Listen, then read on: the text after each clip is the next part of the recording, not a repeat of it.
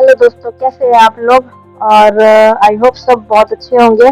और आज का ब्लॉग बहुत ही स्पेशल होने वाला है क्योंकि आज मैं चंडीगढ़ से रात 10 बजे निकल चुका हूँ गोगामाड़ी राजस्थान के लिए। ये लगभग 298 किलोमीटर का लॉन्ग रूट है और लगभग मुझे 5 घंटे लगेंगे इस सफर में। तो रात का हाईवे, लॉन्ग ड्राइव और राजस्थान की जर्नी, चलिए शुरू करते हैं आज के एडवेंचर को।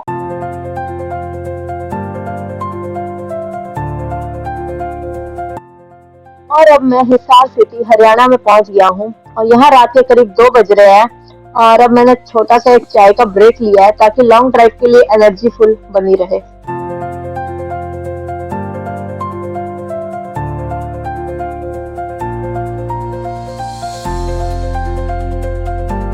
5 hours later. सुबह के करीब 3 बज चुके हैं और फाइनली राजस्थान में एंट्री हो गई है। रोड अब सिंगल हो चुके हैं, थोड़ी ऑफ रोडिंग जैसी फीलिंग आ रही है। गांव का रास्ता है लेकिन यही हाईवे लग रहा है। और सबसे खास बात है, रोड के दोनों तरफ बस रेत ही रेत, असली राजस्थान वाली वाइब स्टार्ट हो चुकी है। सुबह के करीब 5 बजे है और हम गोगामाड़ी पहुंच गए, लेकिन मंदिर सुबह 6 बजे खुलना था, इसलिए थोड़ी देर यहीं रुककर वेट किया और सुबह के पीसफुल माहौल का एंजॉय किया। गोगामाड़ी पहुंचने के बाद सबसे पहले हम गोरख टीला गए। यहाँ के पवित्र सरोवर पर रुककर हमने हाथ पैर धोए ताकि दर्शन से पहले फ्रेश फील हो। सुबह के शांत माहौल, हल्की ठंडी हवा और आसपास के स्पिरिचुअल वाइब ने सफर के सारे थकान दूर कर दी और यहीं से हमारी यात्रा की असली शुरुआत होती है।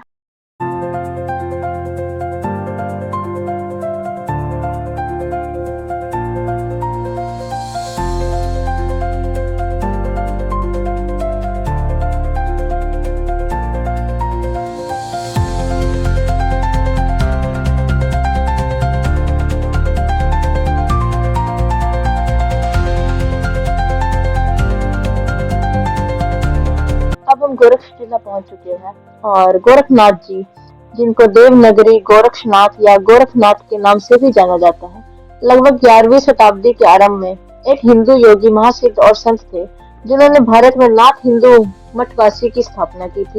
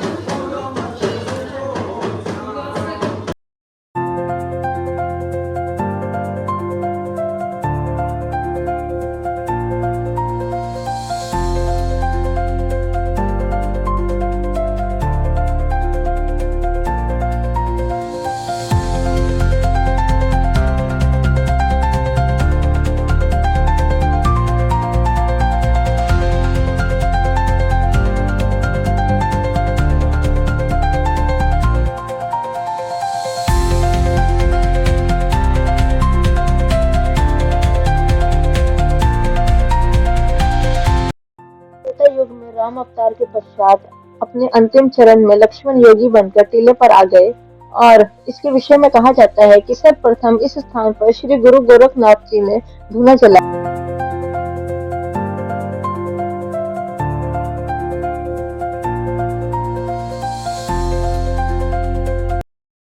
और कहा जाता है कि हिंदू मठवासियों के वंशज आज भी गुरु गोरखनाथ जी का धूना यहाँ पर जलाते हैं। Few minutes later.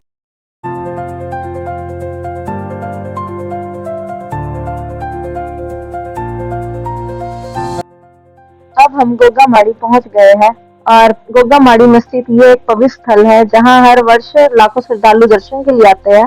श्रद्धालु मानते हैं कि गोगा जी सांप के काटने से रक्षा करते हैं और अपने भक्तों को शक्ति व न्याय का आशीर्वाद देते हैं। विशेष रूप में भाद्रपद मेले के दौरान यहाँ भारी संख्या में श्रद्धालु आते हैं जो कई राज्यों से आते हैं। गोगा जी महाराज जी को समाधि लेने के लिए जगह चाहिए थी और जिस जगह उन्होंने समाधि लेनी थी वो जगह मुस्लिमों की आ रही थी।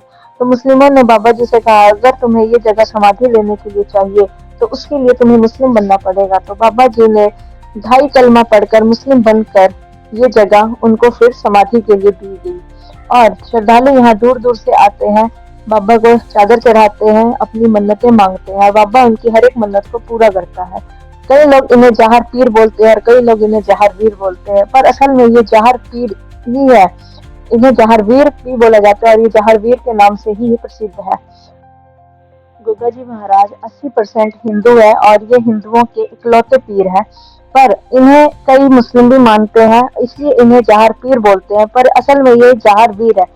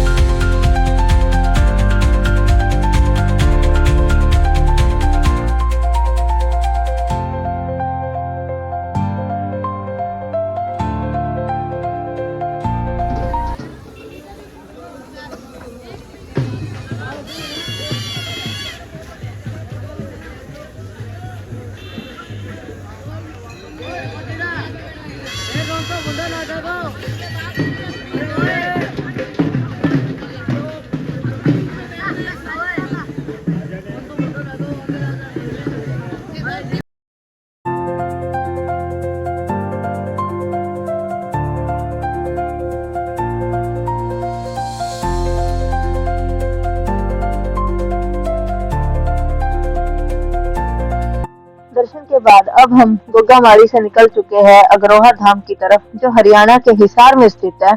राजस्थान की रेत भरी सड़कों को पीछे छोड़ते हुए अब सफर दोबारा शुरू हो गया है।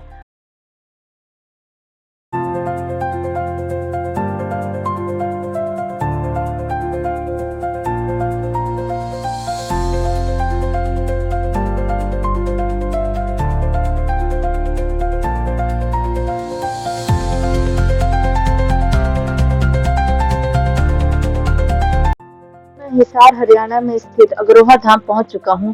यह एक प्रसिद्ध और पवित्र धार्मिक स्थल है। इसका निर्माण कार्य 1976 में शुरू हुआ था और 1984 में जाके पूरा हुआ। ये धाम मां महालक्ष्मी और महाराजा अग्रसेन जी को समर्पित है।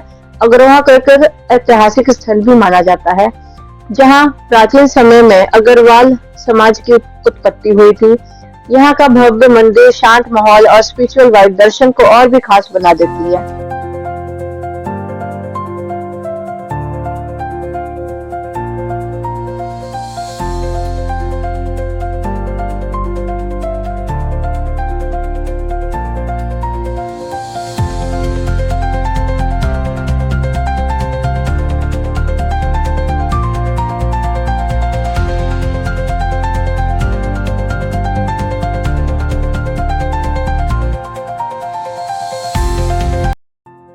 यहाँ पर एक बड़ी सी गुफा बनी हुई है, जिसके अंदर अलग अलग देवी देवताओं के छोटे छोटे मंदिर बने हुए हैं।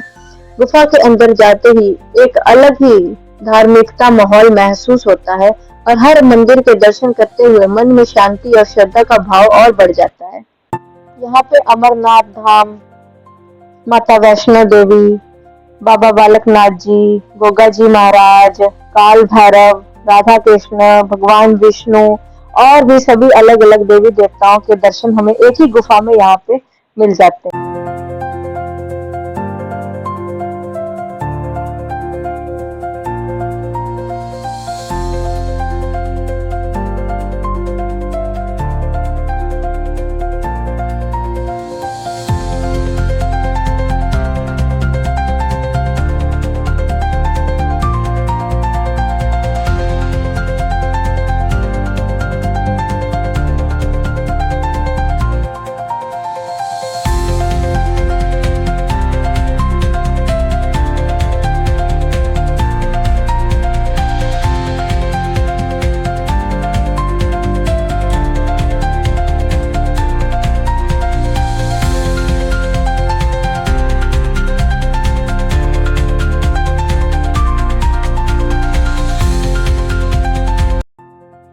दोस्तों चंडीगढ़ से गोगामाड़ी और अग्रोहा धाम तक का ये सफर काफी यादगार रहा। उम्मीद है आपको ये ब्लॉग पसंद आया हो। लाइक शेयर एंड सब्सक्राइब करना ना भूलें। Thank you for watching. See you in the next blog.